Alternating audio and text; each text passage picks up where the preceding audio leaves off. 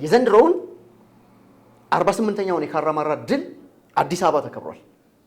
ለሚቀጥለው ዓመት እርግጠኛ ነኝ እኛ ኢትዮጵያውያን አላግባብ የተቀማብን የኢትዮጵያ ብሔራዊ ጥቅም የሚረጋገጥበት ቦታ ላይ ቀይ ባህር ላይ ካራማራን እንደምናከብር ምንም ጥርጥር የለኝም። ኢትዮጵያውያን እውነት ለመናገር ሞራላቸውን በራሱ በዚህ ልክ ጠብቀው ኢትዮጵያዊነታቸው አሁን ድረስ ኢትዮጵያዊነታቸው አለ፣ ኩራታቸው የሚገርምህ አሁንም ተልኮ ቢሰጠን እንዘምታለን የሚሉ ናቸው። ጥሮታን የማያውቁ ሰዎች ናቸው። አረጀን አይሉ የሀገር ፍቅር ስሜታቸውን ስታይ ልብ ይሞላል።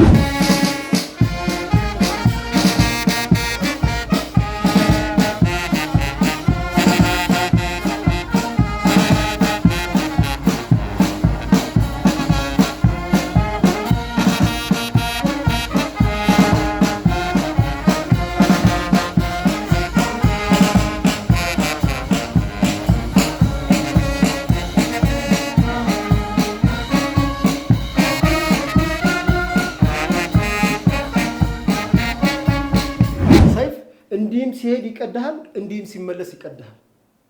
በዲፕሎማሲውም በጦርነቱም የተሳካለት መሪ ማለት ዶክተር አብይ አህመድ ናቸው። ሌላው የኢፌድሪ ኢታማጆር ሹም ያልተነገረላቸው የዘመናችን ባልቻ ናቸው። በነገራችን ያፓም ሻዕቢያም ጀብሃም ወያኔም ኢዲዩም እንደውም ምንድነው ያሉት አንድ ተናጋሪ ይቅርታ አሁን ላላስታውሳቸው ኢትዮጵያን የነካ የለውም በረካ። ሁሉም ዛሬ ከኢትዮጵያ የሉም ጠፍተዋል። የቀሩት ርዝራዦች አሉ። እነዚህ ደግሞ ጽምዶ ብለው አንድ ሆነውልናል። እነሱን ጨፍልቆ ማባረር ነው።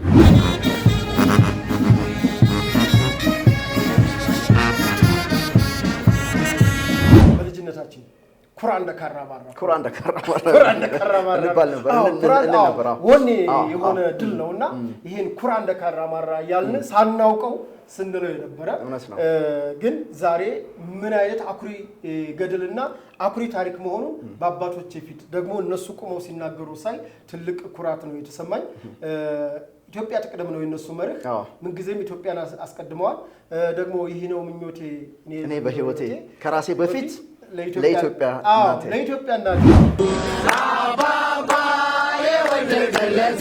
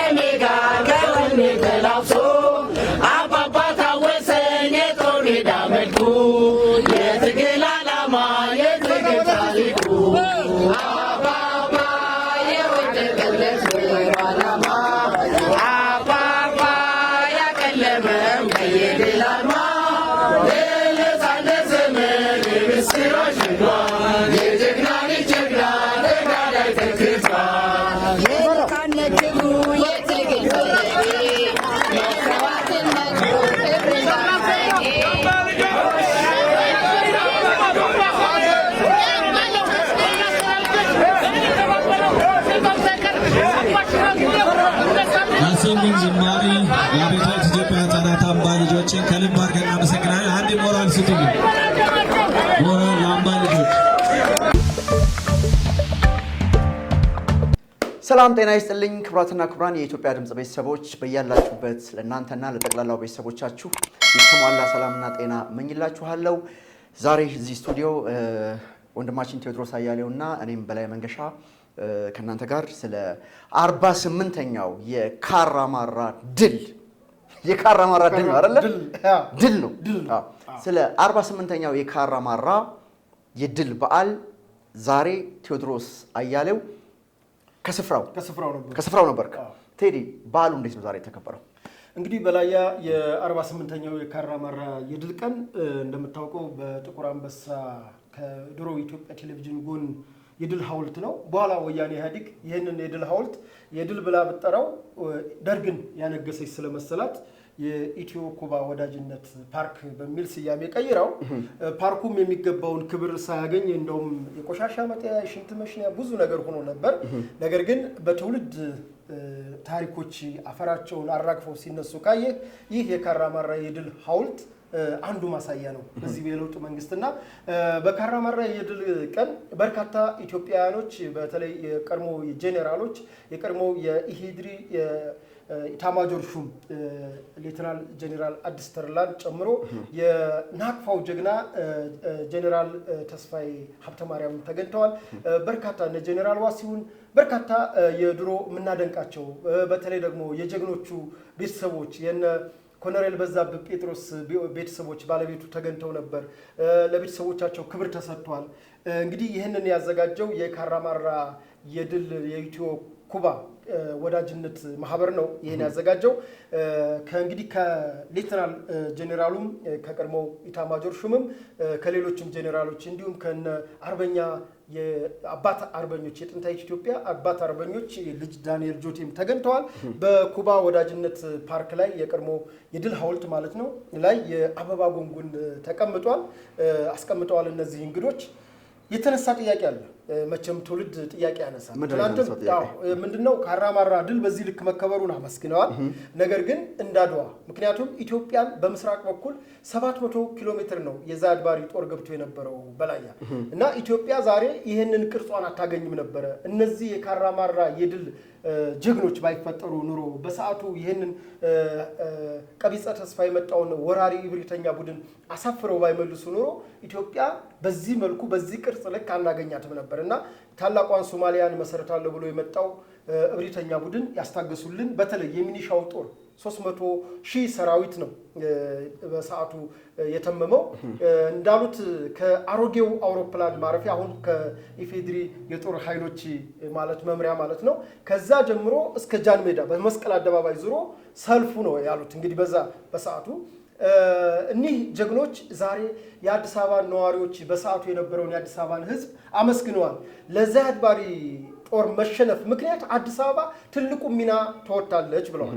እሱም ምንድነው ሴቶች ገብስን ወቅተው በሶ ደረቅ ሬሽን ኮቾሮ እንጀራዎችን ድርቆሽ አዘጋጅተው በርበሬ ሽሮ አዘጋጅተው ወደ ጦር ግንባር የላኩት ሰራዊቱን ከታጠቅ ማሰልጠኛ ተነስቶ ወደ ሶማሌ በዘመተበት ጊዜ ሴቶች እናቶች ህፃናት ሳይቀሩ በሆታ በለልታ ይሄ አዲስ አበባ ብቻ አይደለም። በነገራችን ላይ ከአዲስ አበባ ይሄ አዲስ አበባ ብቻ ነው። በሁሉም ኢትዮጵያ ክፍሎች በሁሉም ኢትዮጵያ ከገጠር ጀምሮ አዲስ አበባ የተደረገው እንግዳ ተቀባይነቱ ተመሳሳይ ነበር። ልክ ነው። እንግዳ የሀገር ፍቅር ስሜቱ መጥተዋል። ወደ አዲስ አበባ ነው የመጡት እና ከአዲስ አበባ ነው ስምሪቱ የተሰጠው።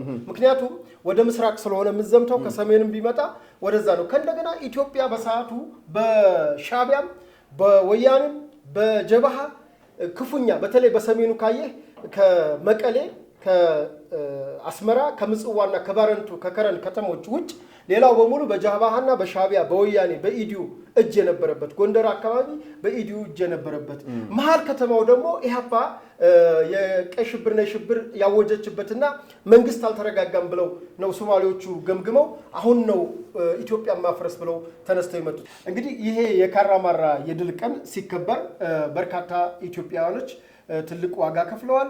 ነገር ግን ወያኔ ኢህአዴግ ይሄንን ታሪክ ለምን ሸፋፈነችው ካልን በባንዳነት ሻቢያም ወያኔም ኢህአፓም በዚህ ጉዳይ ተሰማርተው አገር በማፍረስ ጉዳይ ተሰማርተው ስለነበረ ታሪኩ እንዳልነበር ሆኖ ነበር። አሁን ግን የ48ኛው የካራማራ ጀግኖች ቀን በዚሁ በድል ሐውልት አሁን በኢትዮ ኩባ ወዳጅነት አደባባይ ፓርክ በትልቁ ተከብሯል። በላያ መልካም። አንተ እንደ አንድ ኢትዮጵያዊ ማለት ነው ቴዲ ታወቃለህ፣ ሀገር ወዳድ ነህ። በዚህ ምንም ጥያቄ የሌለው ጉዳይ ነው። እንደው ዛሬ ካራማራ 48ኛ ዓመት በዓሉን ሲያከብር የቀድሞ ኤታማዦር ሹም አዲስ ተድላም ተገኝተዋል። ሌሎችም በርካታ የቀድሞ የኢትዮጵያ የቁርጥ ቀን ልጆች ተገኝተዋል። ምን የተሰማ? እውነት ለመናገር ሞራላቸውን በራሱ በዚህ ልክ ጠብቀው ኢትዮጵያዊነታቸው አሁን ድረስ ኢትዮጵያዊነታቸው አለ፣ ኩራታቸው የሚገርምህ አሁንም ተልእኮ ቢሰጠን እንዘምታለን የሚሉ ናቸው። ጡረታን የማያውቁ ሰዎች ናቸው። አረጀን አይሉ የሀገር ፍቅር ስሜታቸውን ስታይ ልብ ይሞቃል። ወጣቱ ላይ የማታገኘውን ወኔ እነ ጄኔራል ጋር ታገኛለህና ትልቅ ኩራት ነው የተሰማኝ። እውነት እኔም እድሜ ለዚህ በቅቶ ታውቃለህ፣ በስሬ የነበርኩ ሰው ነኝና በመከራ ውስጥ የነበርኩ ሰው አሁን ወጥቼ ይህንን አይነት ታሪክ ማየት ለኔ ራሱ እውነት አልመስለኝም። በጣም በማከብራቸው በመወዳቸው ደግሞ በልጅነታችን ኩራ እንደ ካራማራ ነበር ወኔ የሆነ ድል ነውና ይሄን ኩራ እንደ ካራማራ ያልን ሳናውቀው ስንለው የነበረ ግን ዛሬ ምን አይነት አኩሪ ገድልና አኩሪ ታሪክ መሆኑን በአባቶቼ ፊት ደግሞ እነሱ ቆመው ሲናገሩ ሳይ ትልቅ ኩራት ነው የተሰማኝ። ኢትዮጵያ ትቅደም ነው የነሱ መርህ። ምንጊዜም ኢትዮጵያን አስቀድመዋል። ደግሞ ይሄ ነው ምኞቴ እኔ በህይወቴ ከራሴ በፊት ለኢትዮጵያ እናቴ አባባ የወደቀለት አባባ ያበለመው የድል አርማ የነፃነት ዘመን ምስራች ነግሯል። የጀግና ልጅ ጀግና ተጋዳይ ተክቷል። አባባሉ ህሊና ይወርሱ ደሙ ከደሜ ጋር ከወኔ ተላብሶ የትግል ዓላማ የትግል ታሪኩ አባባ የወደቀለት ዓላማ አባባ ያቀለመው የድል አርማ ለነፃነት ዘመን ምስራች ነግሯል። የጀግና ልጅ ጀግና ተጋዳይ ተክቷል። የነፃነት ትግሉ የትግል ፍለጌ መስዋዕትን ነግሮ ክብርን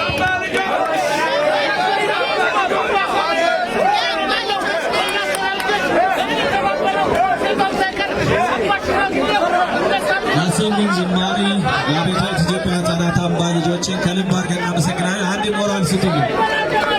ሞራል ለአምባ ልጆች በቃ ይሄንን ሲሉ አሁን ራሱ ሲዘመር የአባባ መዝሙር ዛሬ አባባም ተዘምሯል አለ። እሱንም ታስኬደዋለህ። እስኪ እንግዲህ ሁሉንም ከዚህ ጋር በተያያዘ ማለት ነው ቅድም ስለ ኢህአፓ ጠቀስ አድርገህ ነበር። ኢህአፓ የሚባል ፓርቲ አሁንም አለ እዚህ ሀገር ላይ ወደዚህ ወደዛ እያለ ነው። የሆነ ሆኖ ይህን ታሪክ ታውቃለህ?